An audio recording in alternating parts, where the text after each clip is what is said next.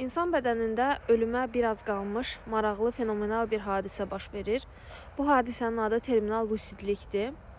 Daha çox uzun müddət beyin xəstəliklərindən əziyyət çəkən insanlar, məsələn, iləri səviyyə Alzheimer xəstəliyi və yaxud da beyin insultu, yataq xəstələri, hansı ki, xronik və yaxud da onkoloji xəstəliklərlə uzun müddət savaşıblar və artıq ölümün, belə deyək, eşiyinə gəliblər.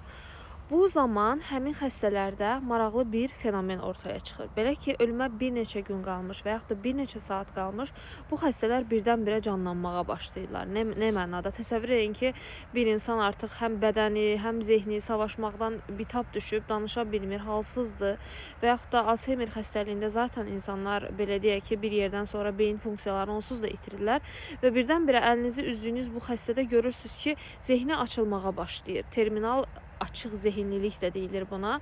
Onlar sizlə artıq çox gözəl, normal